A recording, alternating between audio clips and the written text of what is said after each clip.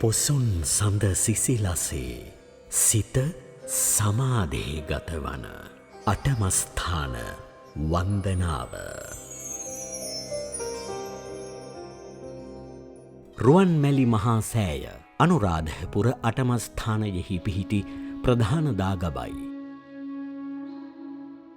ක්‍රිස්තුපූර්ව 161-131 අතර සමයේ දුටුගැමුණු මහරජතුමාගේ නිර්මාණයක් වන මේ මහා සෑය උසෙන් අඩි 338ක්ද ගර්භයේ මුල වට ප්‍රමාණය අඩි 807ක්ද සහිතයි.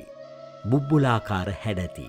බුදුරජාණන් වහන්සේගේ ද්‍රෝණයක් ධාතුන් වහන්සේ නිදන් කර තිබෙන මහා චෛත්‍යාභ්‍යන්තරයෙහි දඹරණින් නිමවන ලද බුදුරුවක් නිදන් ගතයි.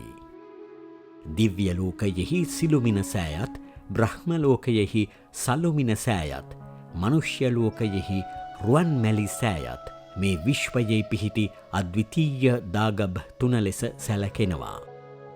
ශාසන අන්තර්ධානය සිදුවන්නේද මෙම ස්ථානයෙන් බව පතපොතෙහි සඳහන්.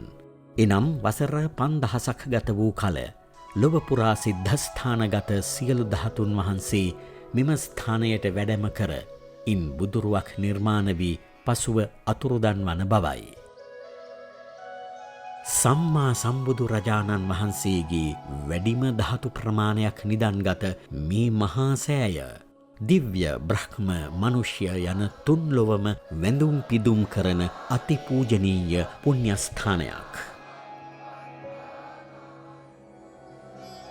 පොසොන් සඳ සිසිලසේ සිත සමාධේ ගතවන අටමස්ථාන වන්දනාව.